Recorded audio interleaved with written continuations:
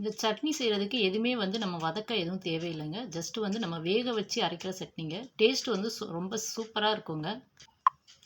இது இட்லி, தோசைக்கு வந்து ஒரு நல்ல ஒரு சேஞ்சாக இருக்குங்க. இப்போ எப்பயுமே வந்து இட்லி, தோசைக்கு நம்ம செய்கிறத விட இது வந்து என்னென்னா கொஞ்சம் டிஃப்ரெண்ட்டாக இருக்குங்க. நம்ம வீட்டுக்கு யாராவது கெஸ்ட் வந்திருந்தா கூட ஒரு டிஃப்ரெண்ட்டாக ஒரு சட்னி செஞ்சு கொடுக்கணும்னா இப்படி செஞ்சு கொடுங்கங்க. எல்லாரும் உங்களை ரொம்ப பாராட்டுவாங்க. Hi friends, welcome to D3 channel. இன்றைக்கி செம்ம டேஸ்டியாக ஒரு சட்னி எப்படி பண்ணலான்னு பார்க்கலாம். இப்போ யூஸ்வலாக வந்து நம்ம காலையில் அவசரத்தில் வந்து என்ன பண்ணுவோன்னா தேங்காய் சட்னி தான் அரைப்போம். ஏன்னா அது வந்து குயிக்காக வந்து நம்மளால் அரைக்க முடியும். ஸோ அந்த மாதிரி குயிக்காக அரைக்கிற ஒரு சட்னி தாங்க இன்றைக்கி நம்ம பார்க்க போகிறோம். இந்த சட்னிக்கு வந்து நம்ம எதுவுமே வந்து கட் பண்ணி அரைக்க தேவையில்லைங்க. ஜஸ்ட்டு வேக வச்சுட்டு அப்படியே தாளிச்சிடலாங்க. ரொம்ப ஈஸியாகவும் நம்ம செய்யலாம். அட் த சேம் டைம் வந்து டேஸ்ட்டு வந்து சூப்பராக இருக்குங்க. வாங்க இந்த சட்னிக்கு என்னென்ன தேவைன்னு பார்க்கலாம். ஃபஸ்ட்டு வந்து ஒரு மீடியம் சைஸில் உள்ள தக்காளி வந்து ஒரு 3 தக்காளி வந்து கட் பண்ணி வச்சுருக்கேங்க. அடுத்து வந்து பெரிய வெங்காயம் வந்து ஒரு வெங்காயம் கட் பண்ணி வச்சுருக்கேங்க. நம்ம வேக வச்சு அரைக்கிறதுனால நீளமாக கட் பண்ணியிருக்கேன். அதுக்கடுத்து வந்து என்னென்னா பூண்டு வந்து ஒரு 5-6 பூண்டு பல் வந்து உரித்து வச்சுருக்கேங்க. நெக்ஸ்ட்டு வந்து காரத்துக்காக 2 பச்சை மிளகா எடுத்திருக்கேங்க.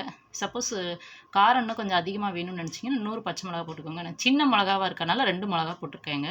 அதோட தேங்காய் வந்து கொஞ்சம் எடுத்து வச்சுருக்கேங்க. தேங்காய் போடும்போது டேஸ்ட்டு சூப்பராக இருக்குங்க. அதுக்காக வந்து நம்ம இதை எடுத்துருக்குது. இப்போ ஃபஸ்ட்டு வந்து தேங்காவை தவிர மீதி எல்லாத்தையுமே வந்து தண்ணி ஊற்றி வேக வைக்கலாங்க. இப்போ நம்ம கட் பண்ணி வச்சுருக்க எல்லாத்தையும் வந்து போட்டாச்சுங்க. தேங்காய் வந்து நம்ம அரைக்கும் போது தாங்க போட்டு அரைக்க போகிறோம். அதனால் தேங்காய் மட்டும் தனியாக எடுத்து வச்சுட்டு மீதி எல்லாத்தையுமே வந்து வேக வச்சிடலாம். ஸோ தண்ணி வந்து எவ்வளோ ஊற்றணும்னா அந்த இதெல்லாம் நம்ம போட்டதுக்கப்புறம் அது மூழ்கிற அளவுக்கு யூஸ் பண்ணிக்கோங்க.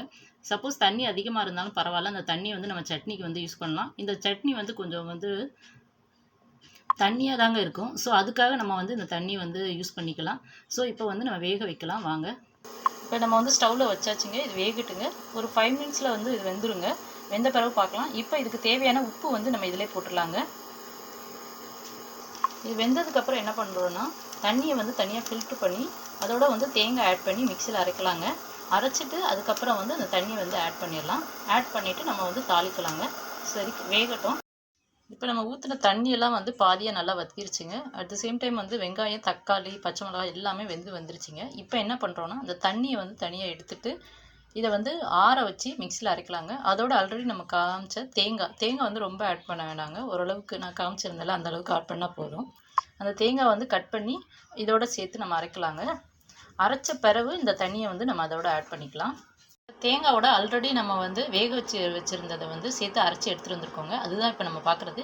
இது வந்து ஸ்டவ்வில் வச்சு ஒரு கொதி வந்த பிறகு இதை வந்து நம்ம தாளிச்சிடலாங்க. ஜஸ்ட் ஒரு கொதி வந்தால் போதுங்க. இப்போ நமக்கு ஒரு கொதி வந்துருச்சுங்க. இப்போ வந்து ஸ்டவ் ஆஃப் பண்ணிட்டு நெக்ஸ்ட்டு வந்து நம்ம தாளிச்சிடலாங்க.